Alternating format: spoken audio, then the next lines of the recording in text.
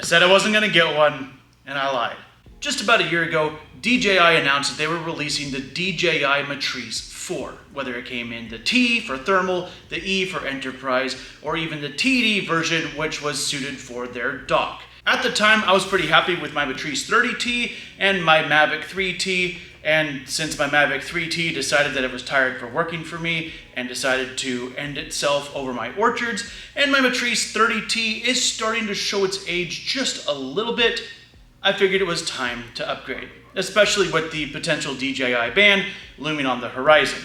We'll talk more about that in a separate video. So as 2025 started drawing to a close and it was going to be 3 months or so before I could get my Mavic fixed, I decided it's time to upgrade, time to get to Matrice 4, time to start getting training on it. Especially since we've had multiple pretty serious missions that have happened, whether it's on the firefighting side or the search and rescue side over the last couple of months. I figured it was time to get something that's future-proof, at least for a few years. So I reached out to my sales representative from Drone Nerds and ordered a Matrice 4T. Now, this video is not sponsored at all by Drone Nerds. I bought everything in this package with my own money, but I do want to say the reason I constantly buy stuff from Drone Nerds is because they have some of the best sales representatives I've ever met. They have some of the best customer service I've ever met. Working with Austin through Drone Nerds is just a breeze. He is so patient. They are so knowledgeable. It's going to be hard for me to buy from anyone else. With that said, let's get this open.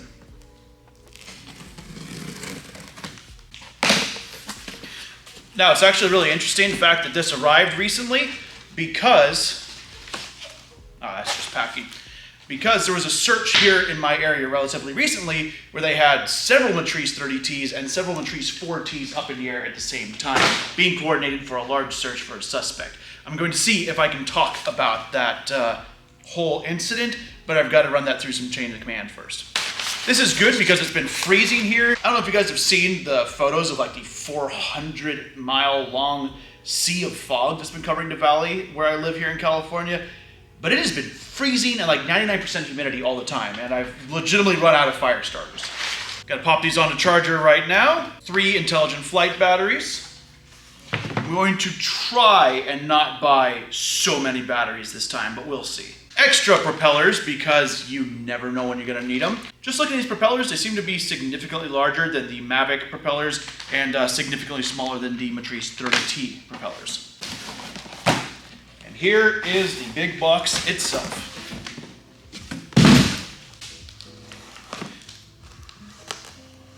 Talking with the Drone Nerds guys as I was purchasing this made me feel a lot more comfortable about the DJI ban, but we will know exactly how comfortable we all are in about 3 weeks from now. Fingers crossed it doesn't pass, because this would be absolutely horrible for my industry.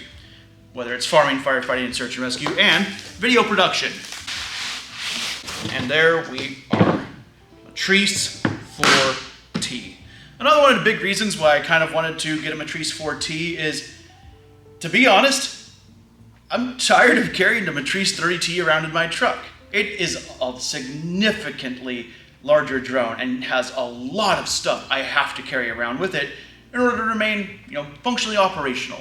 And there's plenty of times where the Matrice 30T is the only drone for the job, especially when there's high winds and high rain. I got the Matrice 4T that's not IP55 rated, so it's not suited to fly in rain, but there's plenty of times where it's not raining, and I wanted something that doesn't take up as much room. So this will make things significantly easier for me in my back seat, especially when I need to, carry the kids around and whatnot. I just realized I've had this weirded out the entire time. Good Lord, this is why you have pre-production, why you have someone else run the camera besides just yourself.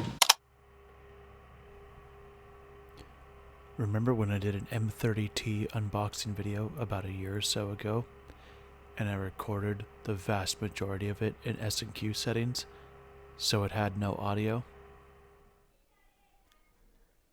Guess who did it again? How often do you get a chance to see an unboxing of a $10,000, search and rescue drone, and I've somehow f***ed it up twice? I think at this point, it's, the machine god is upset with me and is punishing me for my major transgressions against technology. So enjoy as I narrate the rest of this unboxing video. again. The first thing I pull out of the box was a surprise tool that will help us later. It's used to pry open a compartment on top of the drone. What's inside? Who knows, probably the tiny person piloting the drone or something. I haven't looked it up yet. After that is the battery charging bank. It holds 4 batteries and plugs into a USB-C cable, with the included charger in the box.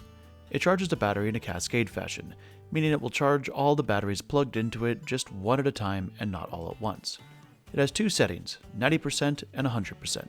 It's not ideal to have your batteries at 100% all of the time, so I recommend keeping it at 90% until you're on the job and actually flying. This drone came with a lot of spare props, which are always a good thing. You never know when a prop will nick a tree or commit seppuku mid-air, so having backups is always a good thing. This case came with 5 open battery slots, so I'm leaving 1 slot open for propellers and buying an extra battery to have a full set of 1 in the drone and 4 on the charger. This case comes with a strap, which is nice. The cases get heavy to carry, especially when hiking to a remote LZ. Since DJI can't plan which country is getting which drone, they give you a ton of different charge cords to choose from. I recommend tossing all but the ones you need, because otherwise you'll inevitably grab the wrong cord on a mission and be SOL in the field. Learn from my mistakes and don't repeat them. I like to keep my information manuals.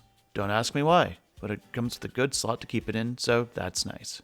The controller is the RC Plus 2, which takes the same auxiliary batteries as the RC Plus and the RTK station, which is awesome, as I've got a few of those. The RC Plus 2 also feels significantly lighter than its predecessor, which is great because holding up so much weight for so long can get pretty fatiguing. Finally, we get to the drone itself. Slightly larger than the Mavic, while still significantly smaller than the Matrice 30T. Same as the controller, it feels like it weighs a lot less than the Mavic series. I think DJI changed up their composite plastic material, but I'm not entirely sure.